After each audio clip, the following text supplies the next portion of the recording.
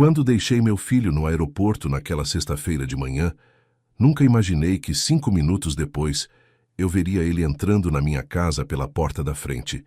Mas não era para buscar nada que tinha esquecido, não.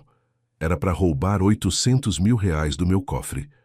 E se eu tivesse entrado em casa como de costume, o homem que estava com ele tinha ordens de me resolver.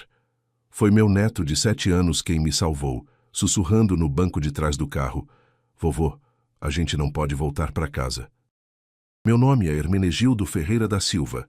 Tenho 69 anos e passei 40 anos da minha vida acordando de madrugada para abrir açougue aqui em Pirapozinho, interior de São Paulo.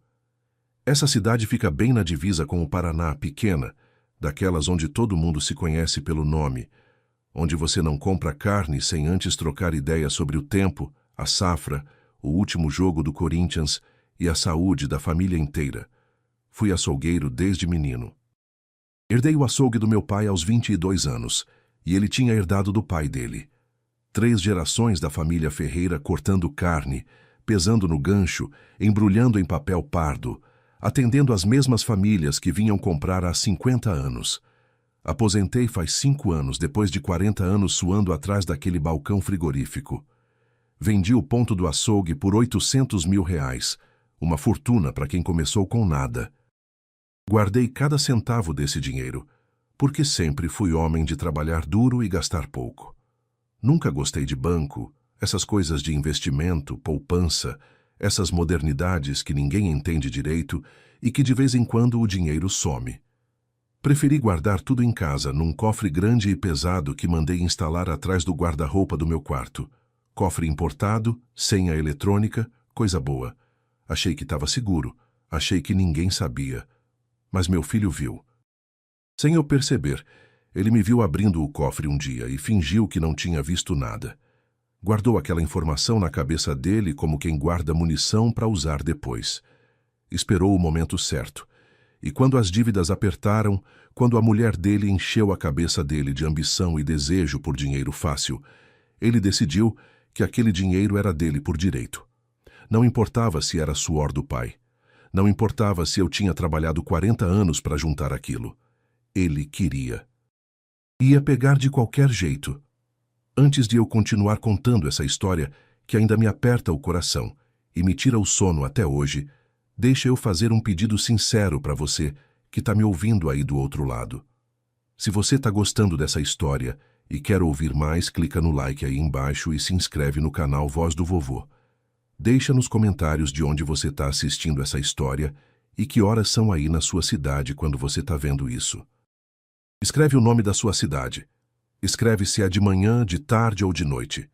Todo dia tem história nova aqui nesse canal, histórias de gente como eu, gente que viveu, que sofreu, que aprendeu na pele como a vida pode ser dura, mas também pode ensinar. Seu like e sua inscrição ajudam esse velho aqui a continuar contando essas histórias para vocês. E eu agradeço de coração cada um de vocês que fica aqui me ouvindo, me fazendo companhia. Bom, voltando ao que eu estava contando, porque a história ainda tem muito para desenrolar. Aquela sexta-feira começou como qualquer outra sexta-feira normal. Acordei às 6 da manhã, tomei meu café com pão na chapa e leite quente, vesti minha roupa de sair e fui buscar o Heitor na casa do meu filho. O Norberto, meu filho de 41 anos, tinha me ligado na quinta à noite dizendo que ia viajar para São Paulo no dia seguinte. Uma convenção de vendas, coisa do trabalho dele de vendedor de eletrodomésticos. Disse que ia passar o fim de semana inteiro fora e pediu se eu podia ficar com o Heitor, meu neto de 7 anos, durante esses dias. Eu nem pensei 2 vezes antes de aceitar. Adoro ficar com aquele menino. A gente pesca junto no açude da cidade, toma sorvete na sorveteria da esquina, assiste desenho animado na televisão e eu conto história para ele antes de dormir. Histórias do tempo que eu era criança no interior. Ele é minha companhia, minha alegria desde que a avó dele morreu.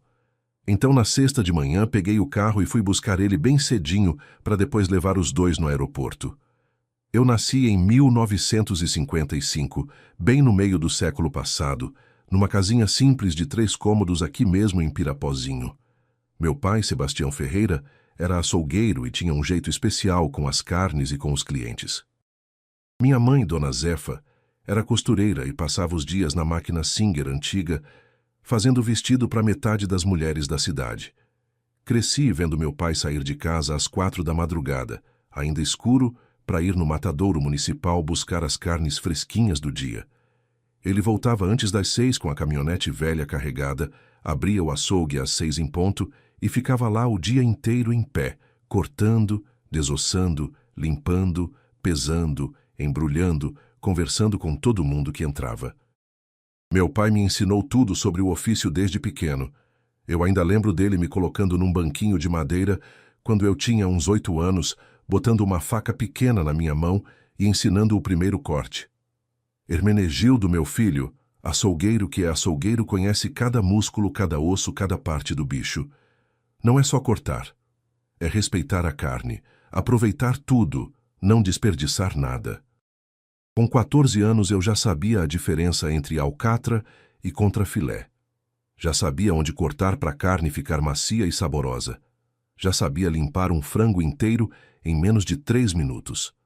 Trabalhava com ele todos os dias depois da escola. Com 22 anos, quando meu pai faleceu de infarte fulminante enquanto cortava uma peça de carne numa tarde de sábado, o açougue passou naturalmente para mim. Eu era filho único, era o herdeiro, e conhecia cada centímetro daquele lugar. O açougue Ferreira ficava bem no centro de Pirapozinho, numa esquina movimentada perto da praça principal e da igreja matriz. Era um ponto comercial pequeno, mas era limpo, bem organizado e tinha fama de vender a melhor carne da região. Eu fazia questão absoluta disso. Acordava de madrugada todo santo dia, ia pessoalmente no frigorífico em Presidente Prudente, escolher as melhores peças, negociava preço, exigia qualidade, trazia tudo no meu caminhão, F1000 branco, que comprei usado, mas que me serviu por 20 anos. E antes das 6 da manhã o açougue já estava aberto e cheirando a carne fresca. Trabalhava de segunda a sábado, das 6 da manhã às 7 da noite, com intervalo só para o almoço que eu fazia na correria mesmo, geralmente um prato de comida que eu trazia de casa em marmita.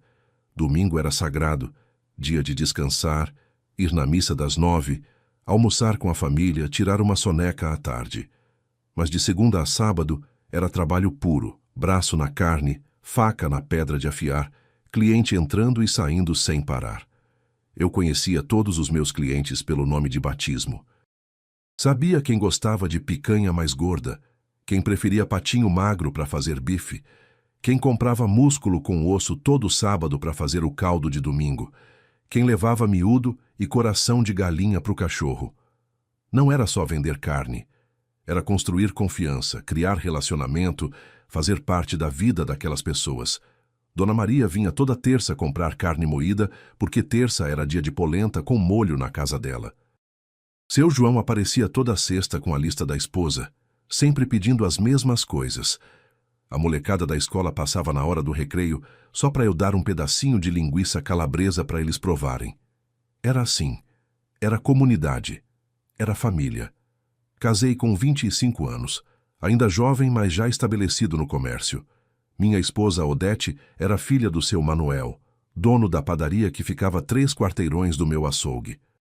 Ela ia todo dia no açougue comprar carne para o almoço da família, sempre no meio da manhã quando o movimento estava mais calmo. Moça bonita demais, olhos claros, cor de mel, cabelo castanho comprido que ela sempre prendia num rabo de cavalo bem feito, sorriso fácil e jeito delicado de falar. Eu me apaixonei na primeira vez que ela entrou na loja, mas fiquei uns 6 meses só olhando de longe, com vergonha de falar alguma coisa. Até que um dia juntei coragem. Esperei ela escolher a carne. E quando fui embrulhar, perguntei se ela não queria ir no cinema comigo assistir um filme que estava passando. Ela riu, ficou vermelha, e disse que estava esperando eu chamar fazia tempo. Namoramos 1 ano, noivamos e casamos na igreja matriz com festa simples no salão paroquial, churrasco que eu mesmo fiz com as melhores carnes do açougue e lua de mel de 3 dias em Aparecida do Norte. Voltamos e começamos nossa vida de casados. Alugamos uma casa perto do açougue, uma casa de madeira com 2 quartos, sala, cozinha e um quintal pequeno, onde a Odete plantava tempero verde e tinha umas galinhas caipiras. A vida era simples, mas era boa. Ela ajudava na padaria do pai pela manhã e à tarde cuidava da casa. Eu trabalhava no açougue o dia inteiro e voltava para casa já escurecendo, cansado, mas feliz. 2 anos depois de casados, nasceu o Norberto, nosso único filho.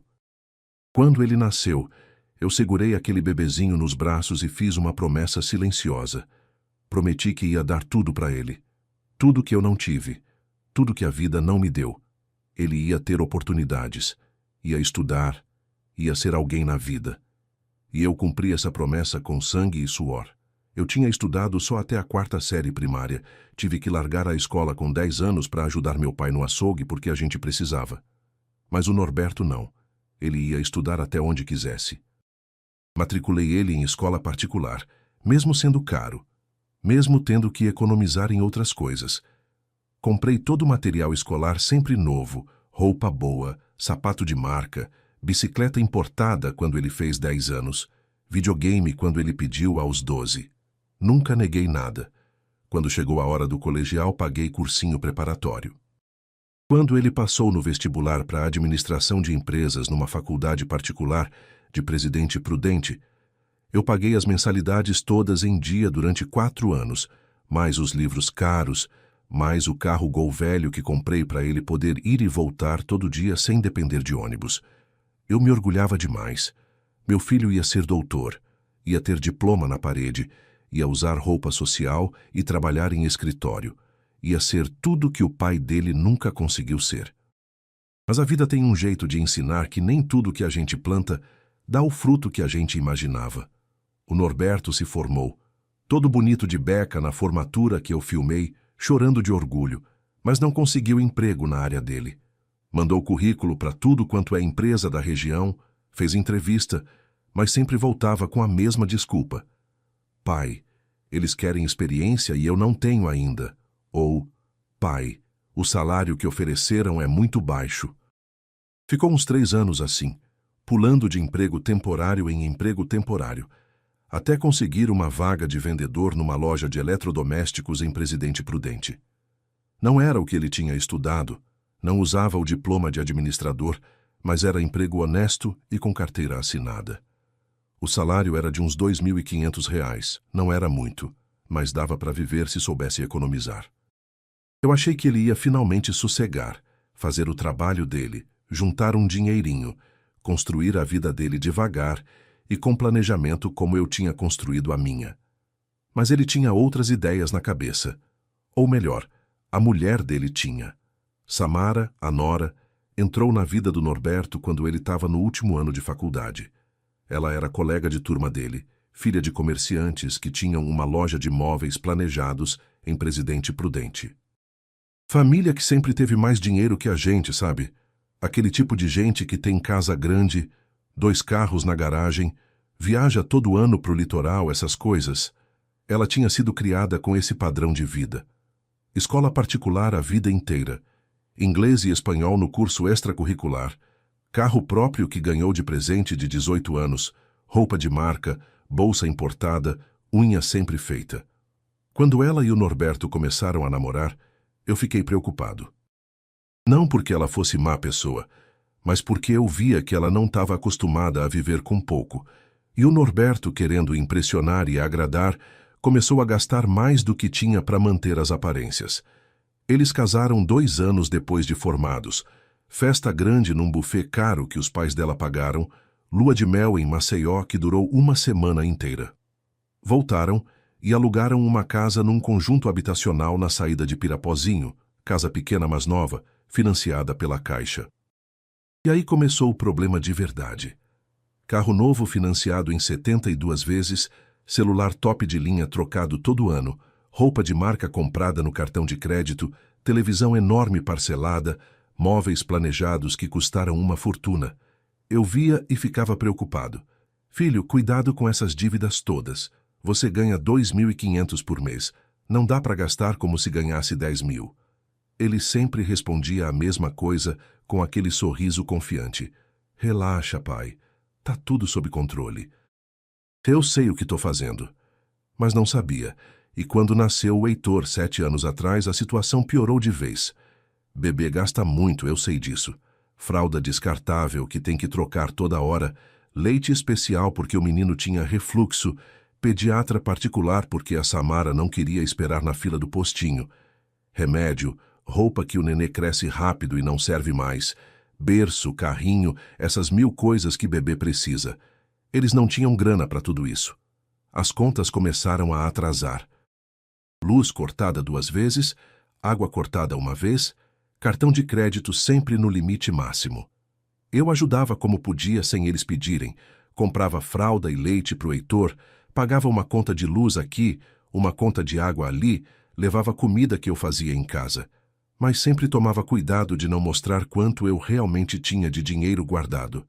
Porque eu sabia, no fundo, eu sempre soube, se eles descobrissem que eu tinha vendido o açougue por quase R$1 milhão e guardado tudo, iam querer. Iam querer tudo. Foi há 5 anos que eu vendi o açougue Ferreira. Eu estava com 64 anos, cansado, corpo pedindo descanso. 40 anos em pé, todo santo dia, cortando carne, carregando peso, é tempo demais. Joelho esquerdo doía toda a noite. Coluna reclamava quando eu levantava de manhã. Mão direita cheia de calo de tanto segurar faca e estava começando a tremer um pouco. Eu sabia que era hora de parar. Um empresário de Presidente Prudente me procurou, dono de uma rede de açougues que estava expandindo para cidades pequenas da região. Ele ofereceu R$800 mil pelo ponto comercial, pelo nome, pela clientela. Eu quase não acreditei. Era muito mais dinheiro do que eu tinha imaginado. Pensamos, negociamos, acertamos os detalhes e fechamos negócio. Recebi à vista, tudo certinho, dinheiro limpo. Aposentei. No começo, botei todo o dinheiro no banco numa aplicação que o gerente disse que rendia bem. Mas eu ficava inquieto. Não conseguia dormir direito sabendo que meu dinheiro estava lá, no computador deles, podendo sumir a qualquer momento. Banco quebra. A gente vê isso nos noticiários. Dinheiro some, governo congela a conta. Essas coisas que acontecem. Então, depois de 3 meses de ansiedade, tomei uma decisão. Saquei tudo. Comprei um cofre grande e reforçado. Top de linha. Com senha eletrônica e estrutura de aço. Mandei um pedreiro de confiança instalar ele, embutido na parede do meu quarto, escondido atrás do guarda-roupa de casal pesado, que mal dava para mover. E guardei os R$800 mil lá dentro. Todo em notas de R$150 organizadinhas em maços com elástico. Meu suor de 40 anos. Minha garantia para a velhice. Minha herança para o Norberto quando eu morresse. Tudo ali, seguro, onde eu podia ver e tocar quando quisesse. Mas eu cometi um erro terrível, um erro de descuido que quase me custou a vida. Foi uns 2 anos depois de ter vendido o açougue. Eu estava sozinho em casa. A Odete tinha falecido 1 ano antes de insuficiência cardíaca súbita. Foi dormindo uma noite e não acordou mais. E eu morava sozinho desde então. Naquele dia, eu resolvi contar o dinheiro do cofre. Não sei explicar bem porquê, mas eu gostava de fazer isso de vez em quando. Abrir o cofre, tirar os maços, sentir o peso, o cheiro das notas, saber que era real, que estava ali, que era meu, me dava uma sensação de segurança, sabe? Empurrei o guarda-roupa pesado com esforço, digitei a senha no cofre, abri e comecei a contar as notas na cama, organizando em pilhas. Eu achava que estava sozinho em casa. Tinha certeza absoluta. Mas o Norberto tinha vindo me visitar naquele dia e entrou sem bater, usando a chave que eu tinha dado para ele anos atrás para emergências. Ele entrou pela porta da frente. Me chamou, mas eu não ouvi porque estava concentrado contando o dinheiro. E veio até o quarto. Quando percebi que alguém estava ali parado na porta do quarto, levei o maior susto da vida. Era ele. Parado ali, olhos arregalados, olhando as pilhas de dinheiro em cima da minha cama. R$800 mil. Uma fortuna. O velho que ele achava que estava vivendo só da aposentadoria de R$1.500 por mês tinha quase 1 milhão escondido no quarto. Tentei disfarçar. Enfiei o dinheiro de volta no cofre o mais rápido que consegui. Fechei. Empurrei o guarda-roupa de volta para o lugar. Filho, você me assustou. Entra sem fazer barulho assim não. Falei rindo, tentando parecer tranquilo. Ele não estava rindo. Estava olhando fixo para onde tinha ficado o cofre. Pai, quanto dinheiro era aquilo? Eu tentei minimizar. Ah, uma econominha que eu guardei. Uns trocados para emergência. Ele deu um passo para dentro do quarto. Pai, eu vi. Era muito dinheiro. Muito mesmo. Quanto tem naquele cofre? Eu suspirei. Norberto, é o que sobrou da venda do açougue. Guardei para a velhice, para caso eu fique doente e precise de tratamento caro. É minha segurança. Ele ficou quieto por um tempo, processando, e depois assentiu. Tá certo, pai. Desculpa ter entrado sem avisar. E saiu do quarto. Mas eu vi no olho dele. Ele tinha visto tudo, e aquela informação tinha ficado gravada na cabeça dele. Meses foram passando. A situação financeira do Norberto e da Samara continuava apertada. As dívidas crescendo, o salário nunca suficiente, sempre aquela sensação de estar se afogando em conta. Até que um dia, uns 6 meses depois daquele episódio do cofre, ele apareceu na minha casa numa noite de terça-feira. Sentou comigo na sala e disse: Pai, eu preciso te pedir uma coisa. Preciso de 100 mil reais emprestados. Meu coração apertou. Eu sabia que essa hora ia chegar. 100 mil reais, filho? Pra quê? Ele explicou que estava devendo no cartão de crédito, devendo na financeira do carro, devendo no banco, que iam tomar o carro dele, que iam pro SPC, que não sabia mais o que fazer. Eu sei que você tem esse dinheiro, pai. Eu vi. Você tem quase 1 milhão guardado, me empresta só 100 mil. Eu pago em 2 anos, com juros se você quiser. Eu fiquei numa situação terrível. Se eu desse aquele dinheiro, sabia que ele ia gastar. Não ia mudar os hábitos. E daqui 6 meses ia voltar pedindo mais. O problema dele não era falta de dinheiro. Era jeito de viver acima da condição. Então tomei uma decisão difícil. Menti. Filho, eu não tenho esse dinheiro para te emprestar.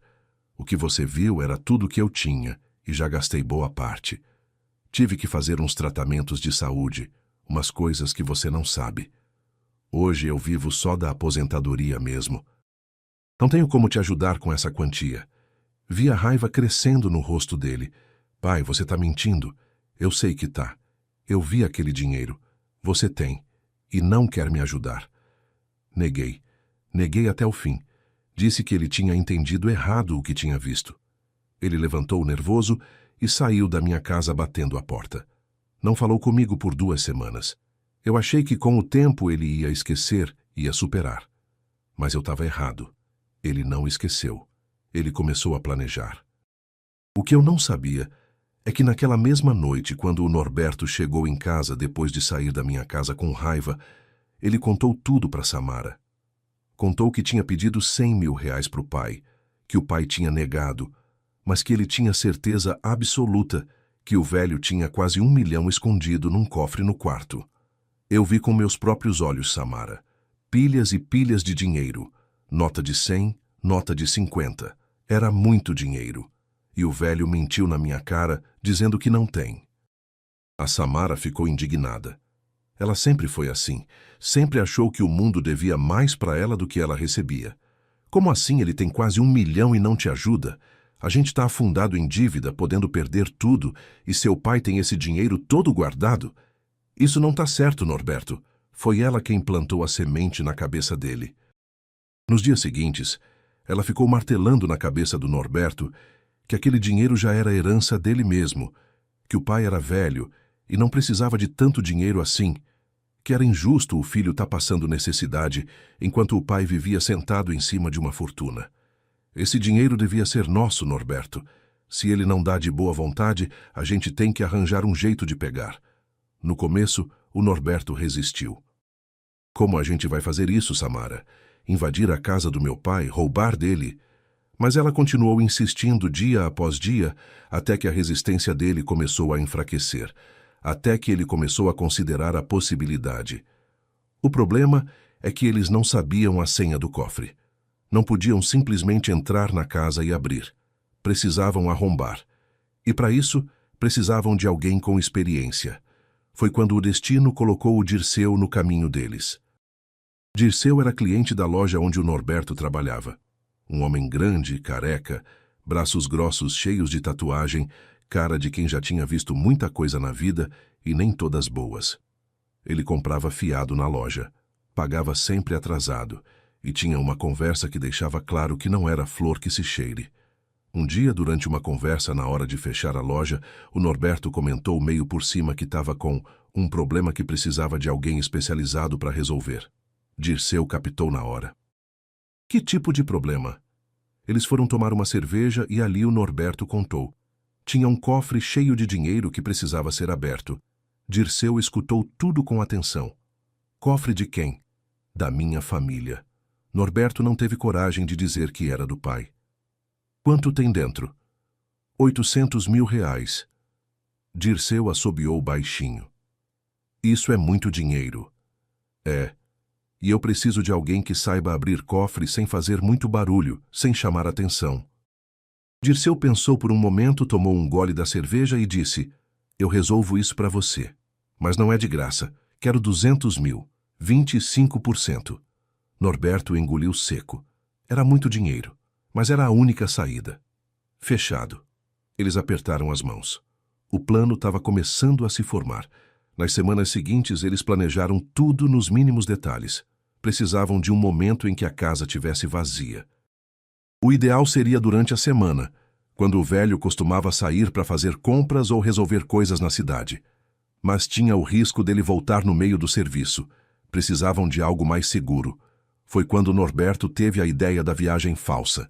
Ia inventar que tinha uma convenção de vendas em São Paulo. Ia pedir para o pai cuidar do Heitor durante o fim de semana e, com isso, garantir que o velho ia estar ocupado e não ia estar na casa. Meu pai adora ficar com o Heitor. Se eu pedir para ele cuidar do neto no fim de semana, ele vai aceitar na hora e vai ficar ocupado o tempo todo com o menino. Samara concordou. E enquanto isso, a gente entra na casa e pega o dinheiro. Mas tinha um problema. E se por algum acaso o pai voltasse para casa no momento errado? E se ele esquecesse alguma coisa e voltasse buscar? Dirceu foi direto. Se o velho aparecer no meio do serviço, eu resolvo. Samara ficou nervosa. Resolver como? Não vai ter sangue, né? Não quero que ninguém se machuque. Dirceu riu. Relaxa. Eu não sou assassino. Só vou dar um susto nele, amarrar ele num quarto, deixar ele quieto tempo suficiente para a gente terminar o serviço e sumir. Quando ele conseguir se soltar, a gente já vai estar longe. Norberto não gostou muito da ideia de amarrar o próprio pai, mas a ganância falou mais alto. Tá bom, mas só isso, só amarrar. Nada de violência. Dirceu concordou. Só isso. Mas eles não sabiam que Dirceu tinha outros planos e que ele levaria uma arma no dia. O plano foi marcado para uma sexta-feira. Norberto ligou para o pai na quinta à noite todo simpático, dizendo que tinha surgido uma convenção de vendas importante em São Paulo, que ia ser no sábado e domingo, e que precisava viajar na sexta de manhã cedo. Pai, será que você pode ficar com o Heitor para mim esse fim de semana? Eu sei que é em cima da hora, mas é importante para o meu trabalho. Como esperado, eu aceitei na hora. Claro, filho, pode deixar. Que horas você quer que eu busque ele? Amanhã cedo, e se você puder me levar no aeroporto, eu agradeço. Assim, a Samara não precisa sair com o carro. Eu concordei. Tudo estava saindo como eles tinham planejado. Chegou a sexta-feira. Eu acordei às 6 da manhã, como sempre. Tomei banho, me arrumei, tomei café com calma. Preparei o quarto de hóspedes para o Heitor. Separei os brinquedos que eu tinha comprado para ele. Fiquei animado com o fim de semana que a gente ia ter junto. Às 7h30, eu saí de casa, entrei no meu Corsa prata velho, mas bem cuidado, e dirigi até a casa do Norberto. Quando cheguei lá, já estavam me esperando.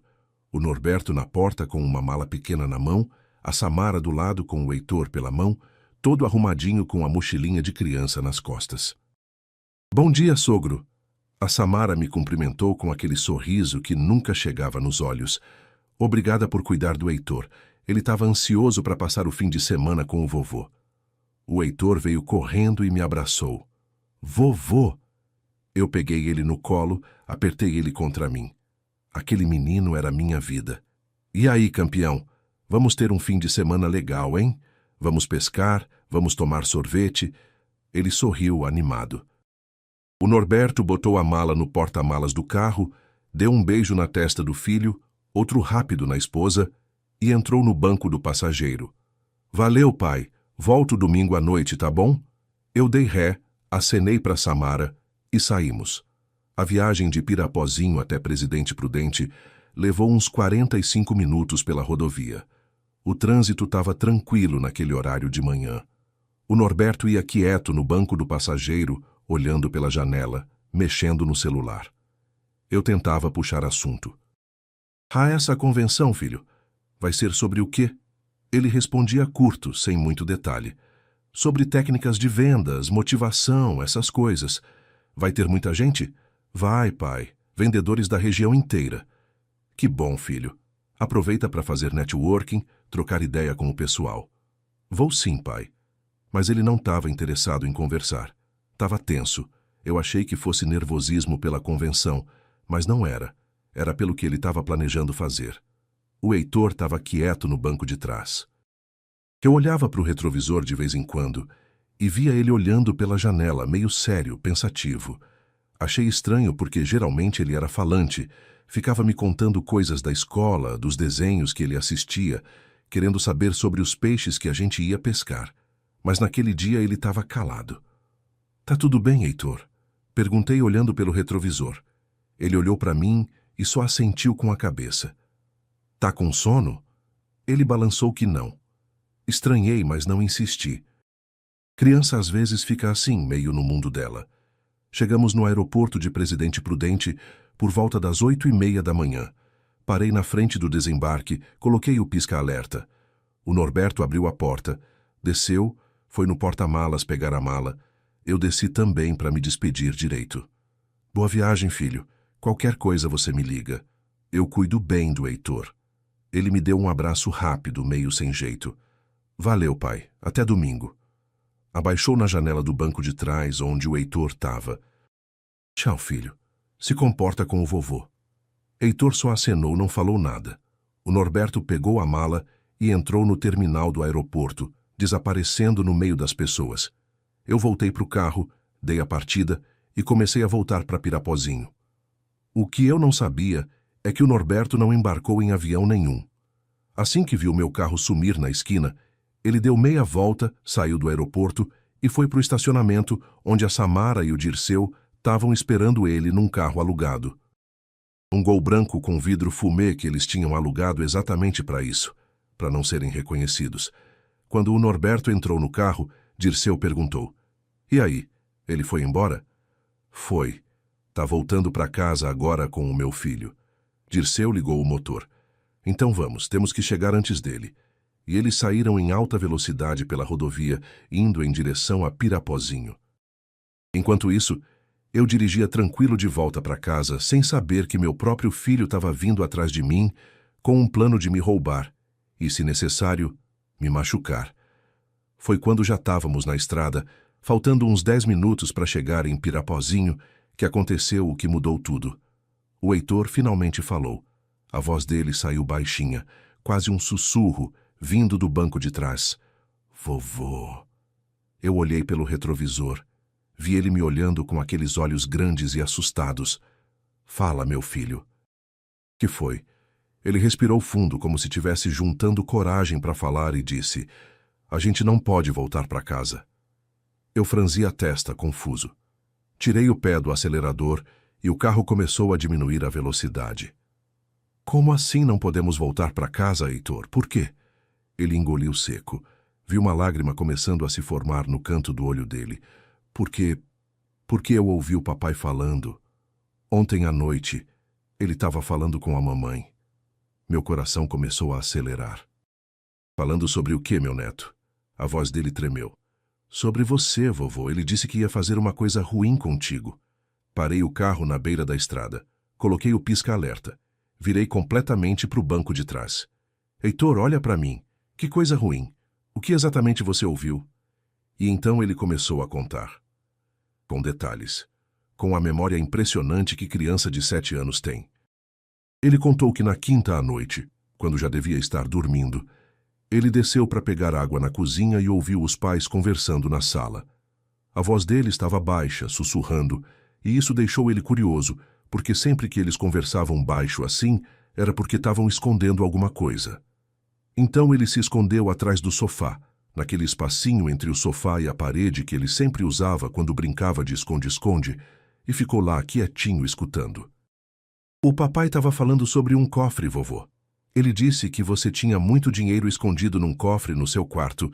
Falou que você tinha mentido para ele, que você disse que não tinha dinheiro, mas você tem. A mamãe perguntou quanto tinha, e ele disse, 800 mil reais, Samara.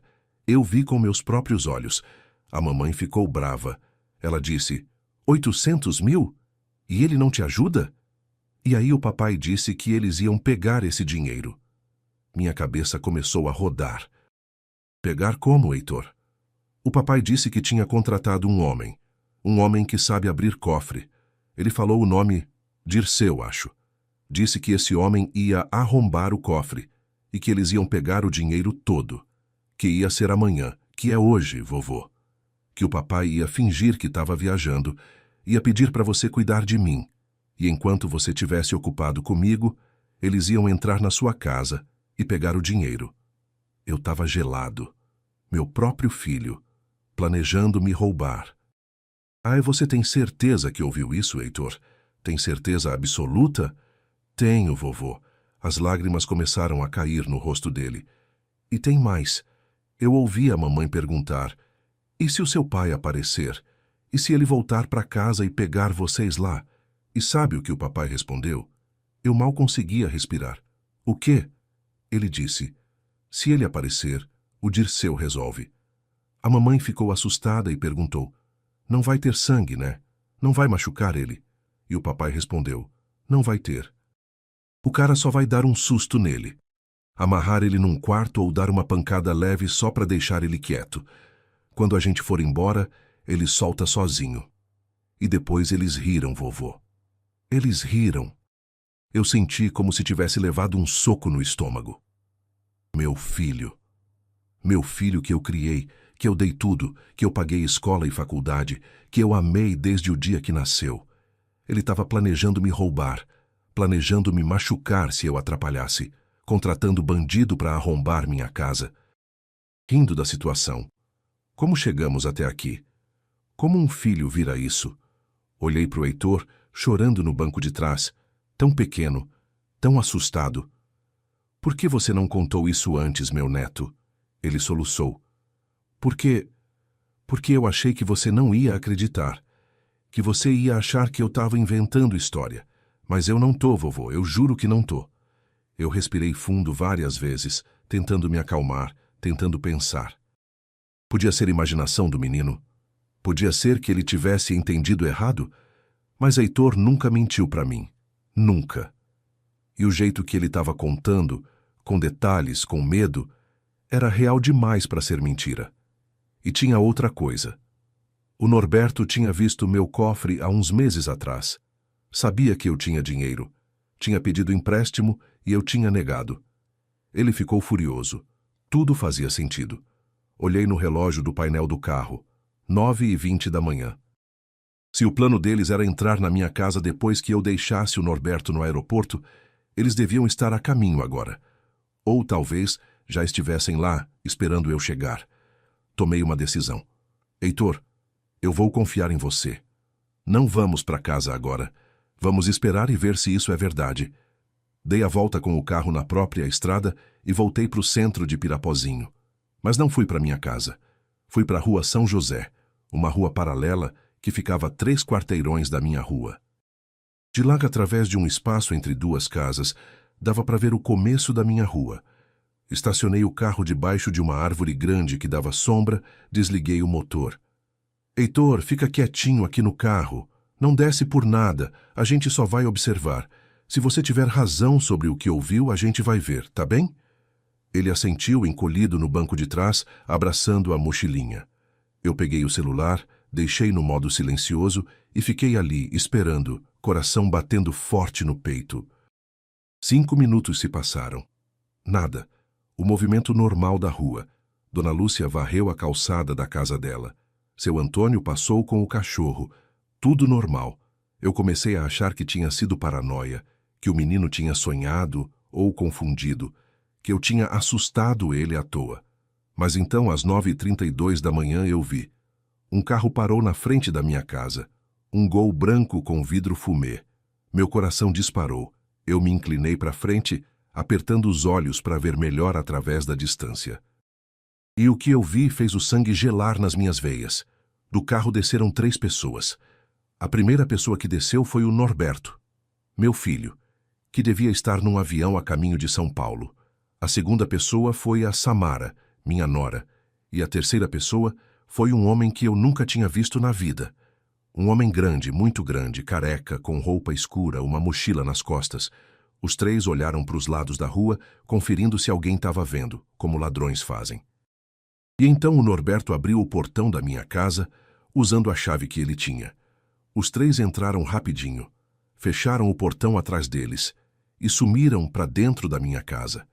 Heitor tinha razão. Tudo que aquele menino de 7 anos tinha ouvido era verdade.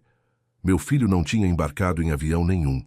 Tinha saído do aeroporto, encontrado com a esposa e com esse tal Dirceu e vindo direto para minha casa para me roubar. Eles estavam lá dentro agora, procurando o cofre, planejando arrombar e levar tudo. E se eu tivesse entrado em casa normalmente, como qualquer pessoa faria, o que aconteceria?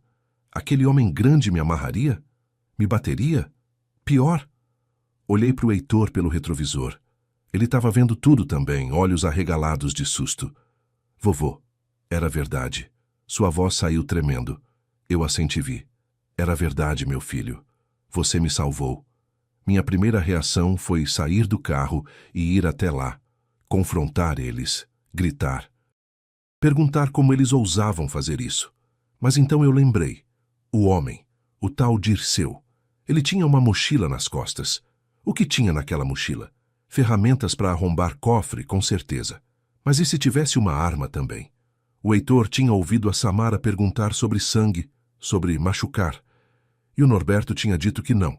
Mas será que o Dirceu tinha os mesmos limites? Se eu chegasse lá sozinho, o que eles fariam comigo? E o Heitor estava comigo. Não podia arriscar. Não podia deixar meu neto ver o avô sendo machucado. Ou pior. Então fiz a única coisa sensata que um homem na minha posição podia fazer. Peguei o celular com mão tremendo e liguei para a polícia. Alô, polícia militar, qual a emergência? A voz da atendente era calma, profissional. Eu tentei controlar a voz que saía trêmula. Meu nome é Hermenegildo Ferreira da Silva. Tem 3 pessoas invadindo minha casa agora. Rua das Acácias, número 342, aqui em Pirapozinho. Eles entraram faz uns 2 minutos. Um deles está armado, eu acho. Eu não tô na casa, tô escondido vendo de longe. Mandem viatura rápido, por favor. A atendente digitou informações. O senhor consegue descrever os invasores? Consigo. Um deles é meu filho. Ouvi ela hesitar. Seu filho, senhor? Isso, meu filho. E a esposa dele. E um terceiro homem que eu não conheço. Mas eles estão lá dentro agora planejando me roubar. Por favor, mandem a viatura urgente. A atendente disse que ia despachar uma unidade imediatamente. Pediu para eu não me aproximar da casa. Não fazer nada até a polícia chegar. Desliguei e esperei. O coração batendo tão forte que eu ouvia no ouvido. As mãos tremendo. Heitor quieto atrás de mim, quase não respirando. E a minha casa ali, a 50 metros de distância, sendo invadida pelo meu próprio filho. Eu não conseguia processar. Não conseguia acreditar que tinha chegado nesse ponto. Como é que um filho que você criou desde bebê, que você deu tudo, vira capaz de uma coisa dessas? Não demorou muito tempo. A polícia de Pirapozinho é pequena, mas eficiente. Uns 5 minutos depois da minha ligação, eu ouvi o som de sirene ao longe. Ficando mais perto, mais perto. 2 viaturas da polícia militar apareceram no fim da rua, vindo rápido, luzes azuis e vermelhas piscando, sirenes ligadas em volume máximo. Eles dobraram na minha rua e pararam bem na frente da minha casa, freando com tudo. 4 policiais desceram das viaturas, armas em punho, se posicionando estrategicamente. Eu saí do meu carro correndo, deixando o Heitor escondido, e corri até lá. Eu sou o dono da casa, fui eu que liguei. Um dos policiais, um sargento de uns 40 anos que eu já tinha visto pela cidade, me segurou pelo braço. O senhor é Hermenegildo? Sou. Quantas pessoas tem lá dentro? 3. Meu filho Norberto, a esposa dele, Samara, e um homem grande e careca que eu não conheço. Eles entraram faz uns 7 minutos. Tem uma mochila com ferramentas, acho que para arrombar cofre. E talvez arma. O sargento assentiu sério. O senhor fica aqui atrás da viatura, não se aproxima. Ele fez sinal para os outros policiais, e eles cercaram a casa. 2 pela frente, 2 indo para os fundos. Lá dentro da casa, eu descobri isso depois pelos depoimentos que eles deram na delegacia, o Norberto, a Samara e o Dirceu tinham ido direto para o meu quarto assim que entraram. É aqui. O Norberto empurrou a porta do quarto, entrou. O cofre está atrás daquele guarda-roupa. Apontou para o móvel pesado de madeira escura encostado na parede. Dirceu e Norberto empurraram o guarda-roupa juntos. Era pesado, rangeu no chão de taco, mas eles conseguiram mover o suficiente para revelar o cofre embutido na parede. Aí tá, eu falei que tinha. Norberto bateu palma, animado. Samara ficou na porta do quarto vigiando a casa nervosa. Rápido, vai logo. Dirceu se abaixou na frente do cofre, tirou a mochila das costas e abriu. De dentro tirou um pé de cabra, uma furadeira elétrica com brocas especiais, uma marreta pequena, ferramentas que qualquer arrombador profissional teria. Esse cofre é bom, reforçado. Vai levar uns 15, 20 minutos. Ele começou a trabalhar. Tentou forçar a porta com o pé de cabra. Nada. O cofre era sólido demais. Então, pegou a furadeira, colocou uma broca grossa e começou a furar ao redor da fechadura eletrônica. O barulho da furadeira ecoava pela casa. Norberto olhava ansioso. Quanto tempo falta? Uns 10 minutos. Fica calmo. Foi quando eles ouviram. A sirene. Longe no começo, mas ficando mais perto. Muito mais perto. Samara correu até a janela da frente, espinou pela cortina. E o que ela viu fez ela gritar. Polícia! Tem 2 viaturas! Eles estão vindo para cá! Dirceu largou a furadeira no chão. O quê? Como? Norberto ficou pálido. Não é possível. O velho não estava aqui, como eles souberam. Dirceu levantou rápido. Alguém chamou, fomos denunciados, temos que sair. Ele correu para a porta do quarto, mas então parou. Espera. Tirou da cintura, de dentro da calça, uma pistola 9mm preta. Norberto viu a arma e ficou apavorado. Você trouxe arma? Você disse que não ia trazer. Dirceu ignorou. Sorte que eu trouxe. Samara começou a chorar. A gente vai preso. Eu falei que era loucura. As sirenes pararam bem na frente da casa. Eles ouviram portas de viatura batendo, passos rápidos, e então a voz amplificada de um policial no megafone. Atenção quem está dentro da residência. Vocês estão cercados. Saiam com as mãos na cabeça. Não vou repetir. Dirceu olhou para o Norberto. Se a gente sair, a gente vai preso. Norberto estava tremendo. Se a gente não sai, vão arrombar a porta e vai ser pior. Dirceu, larga essa arma. Vamos nos entregar. Dirceu balançou a cabeça. Eu não vou preso. Não de novo. Eu já tenho passagem. Se me pegarem, eu vou ficar 20 anos dentro. Samara já tinha desabado no chão, chorando descontrolada. Dirceu tomou a decisão sozinho. Vou sair atirando. Eles vão recuar. E a gente foge pelos fundos. E antes que o Norberto pudesse impedir, ele correu para a porta da frente. Quando Dirceu abriu a porta da frente da casa, os 4 policiais já estavam posicionados. 2 agachados atrás das viaturas com as armas apontadas, 2 de pé mais atrás. No segundo que a porta abriu e eles viram um homem grande com arma na mão saindo, todos gritaram. Larga a arma agora! Dirceu, desesperado, drogado de adrenalina e pânico, ergueu a pistola e gritou. Sair do caminho, ninguém se move. E apertou o gatilho. O tiro ecoou pela rua inteira. A bala passou entre 2 policiais e acertou o para-brisa de uma viatura, explodindo o vidro em 1000 pedaços. A resposta foi imediata e ensaiada. 3 dos 4 policiais dispararam ao mesmo tempo. 6, 7 tiros. Um acertou o ombro direito do Dirceu. Outro acertou a coxa esquerda. Um terceiro raspou a costela. Dirceu gritou de dor e caiu pesado no chão da varanda, a arma escapando da mão e deslizando para longe. Ele rolou no chão, agarrando o ombro que sangrava, gritando: Eu fui atingido! Eu fui atingido! 2 policiais avançaram rápido. Um chutou a arma para longe, o outro jogou o Dirceu de bruços e colocou o joelho nas costas dele enquanto puxava os braços para trás para algemar. Dirceu gritava de dor. Tá machucado, meu ombro! O policial ignorou e fechou as algemas com força. Você atirou em policial. Fica quieto. Norberto e Samara, escutando os tiros, sabiam que tinha acabado. Eles não tinham arma, não tinham como fugir, não tinham para onde ir. Saíram pela porta da frente com as mãos erguidas acima da cabeça, gritando: Não atira, não atira! A gente se rende, a gente se rende! Foram imediatamente abordados, jogados de bruços no chão da varanda, revistados de alto a baixo.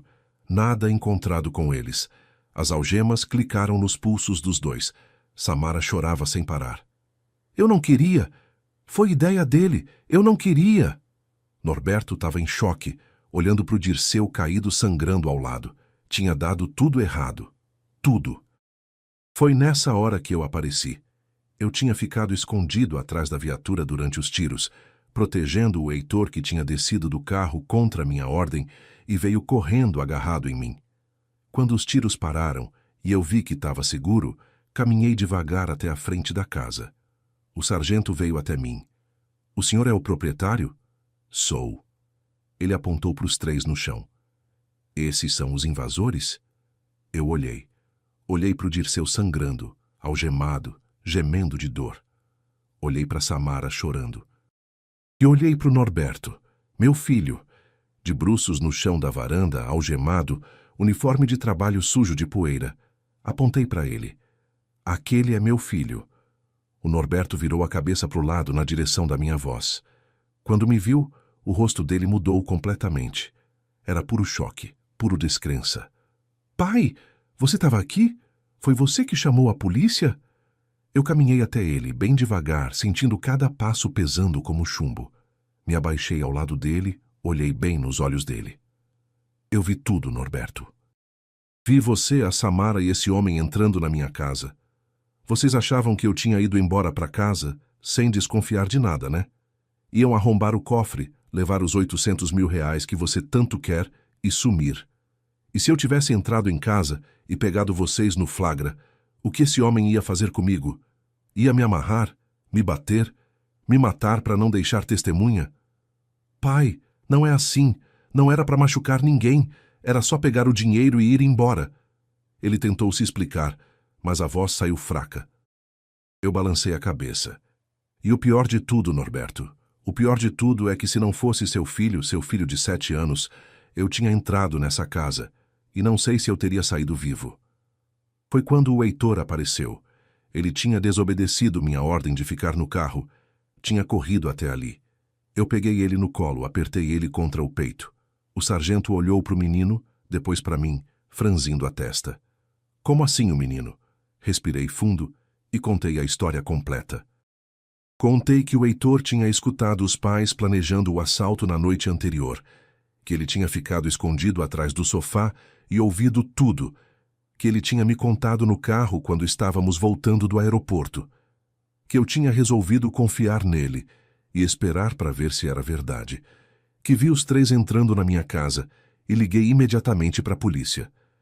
Esse menino me salvou a vida, sargento. Meu neto de 7 anos foi mais corajoso e mais homem que meu filho de 41 anos. Ele teve coragem de me contar o que ouviu, mesmo sabendo que estava entregando os próprios pais. O sargento olhou para o Heitor com respeito. Você é um menino muito corajoso. Salvou seu avô.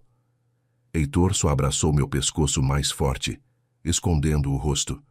Ele estava confuso, assustado, tentando processar tudo aquilo. Norberto olhou para o filho e, pela primeira vez, pareceu cair a ficha da gravidade do que ele tinha feito. Não era só roubar o pai. Era trair a confiança do filho. Era ensinar para o menino que pai pode ser bandido, que dinheiro vale mais que família. Samara também olhou para o Heitor, mas não falou nada. Só chorava. Uma ambulância chegou minutos depois para atender o Dirceu. 2 paramédicos estancaram o sangramento, colocaram ele numa maca e levaram para o hospital sob escolta policial. Norberto e Samara foram colocados na viatura, um em cada uma. Eu fui junto para a delegacia, com o Heitor no colo, para dar meu depoimento oficial. Na delegacia, o delegado, um homem de uns 50 anos chamado delegado Maurício, que eu conhecia de vista, ouviu toda a história. Ele mandou oficiais buscarem o cofre da minha casa, pediu para eu abrir na frente dele para confirmar o valor e registrar como prova. Quando chegaram com o cofre, 2 policiais carregando com dificuldade porque era pesado, ele pediu para eu abrir. Digitei a senha com mãos tremendo. O cofre abriu com um clique, e lá dentro estava tudo. Pilhas organizadas de notas de R$100, de R$50. O delegado contou na minha frente. R$800 mil exatos. Ele balançou a cabeça incrédulo. Por isso eles iam fazer isso com o senhor. Olhou para mim com pena. Isso não é só tentativa de roubo, seu Hermenegildo. Isso é muito mais grave. Como assim? Minha voz saiu cansada.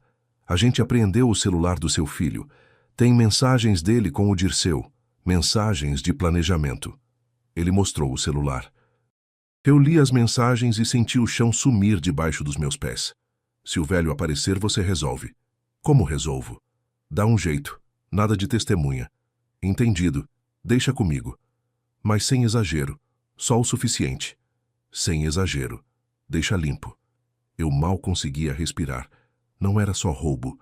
Não era só arrombar o cofre e pegar o dinheiro. Se eu tivesse entrado naquela casa, o Dirceu tinha ordens de me resolver. De não deixar testemunha. De deixar limpo. Isso significava uma coisa só. Matança. Eles tinham planejado me matar se eu atrapalhasse. O delegado confirmou o que eu estava pensando. Seu Hermenegildo, pela legislação brasileira, isso aqui não é roubo simples. Isso é latrocínio. Latrocínio? Roubo seguido de morte. Ou tentativa de latrocínio, no caso. Crime hediondo. Não tem fiança. É prisão preventiva automática para os 3. E se for condenado, a pena é de 20 a 30 anos de cadeia. 20 a 30 anos. Meu filho podia pegar 20 a 30 anos de prisão. Por planejar me matar por causa de dinheiro. Abracei o Heitor mais forte.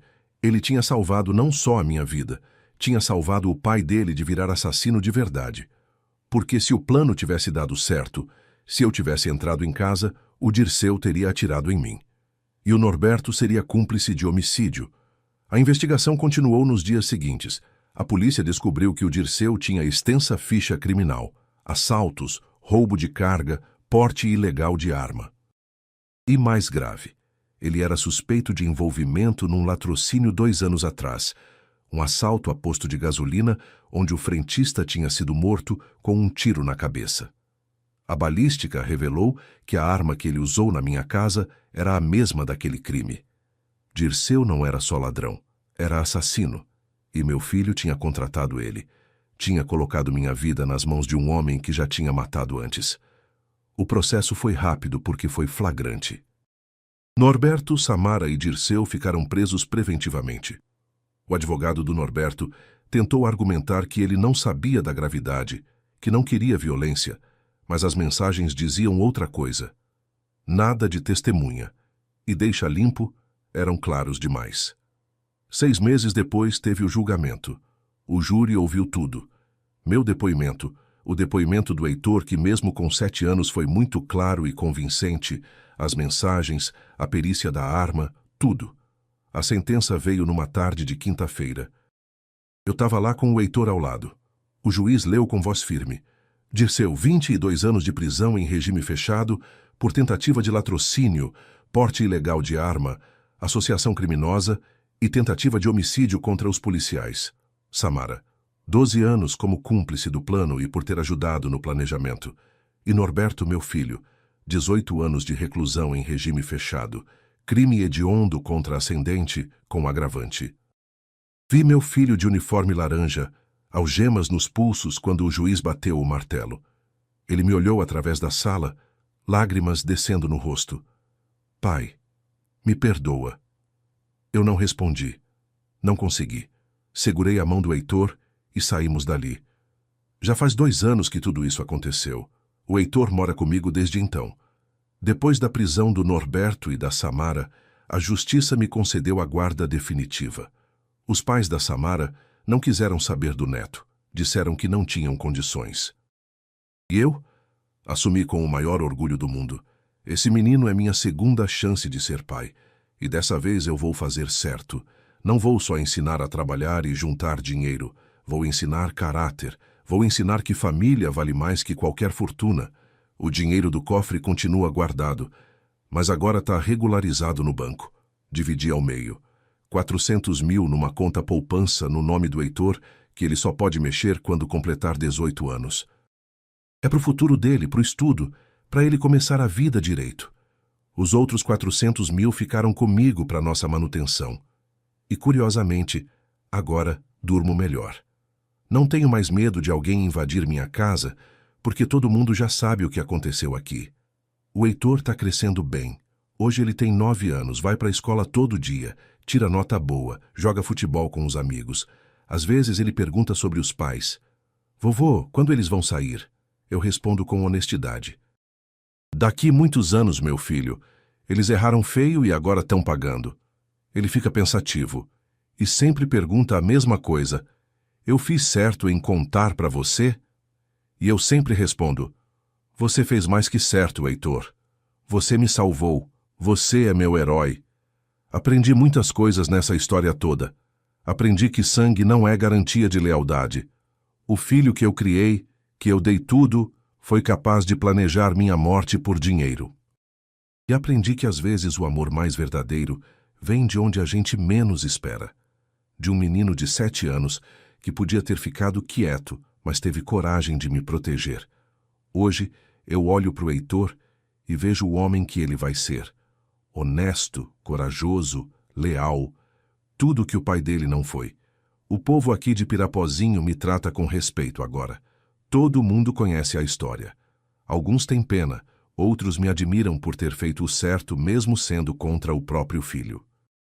Porque se eu tivesse deixado passar, se eu tivesse entrado naquela casa, hoje talvez quem tivesse preso fosse o Norberto por homicídio, e eu estaria enterrado. E o Heitor estaria órfão de verdade. Quando o Norberto sair da cadeia, daqui uns 15 anos, se tiver bom comportamento, ele vai ter 56 anos. Eu vou ter 84, se Deus me der vida até lá. Não sei se vou ter forças para perdoar. Não sei se vou conseguir olhar para ele do mesmo jeito. Mas sei que ele vai encontrar o filho dele crescido, formado, um homem de bem. E talvez isso seja castigo suficiente. Ver que o filho que ele abandonou para me roubar cresceu melhor sem ele. Que o dinheiro que ele queria tanto foi usado para educar o menino que ele não soube criar. Foi muito bom desabafar com você. Espero que minha história sirva de lição para alguém. Se você gostou, deixa seu like e se inscreve no canal Voz do Vovô. Quem assistiu até o fim, comenta aí embaixo a palavra lealdade. Foi a lealdade de um menino de 7 anos que me salvou. E é a lealdade que a gente deve sempre valorizar, mais que qualquer dinheiro. E não deixa de conferir as outras histórias aqui do canal. Aqui na tela tem 2 que você vai gostar. São histórias de gente como eu que viveu, sofreu e aprendeu. Um abraço forte desse velho aqui que tem muito ainda para contar.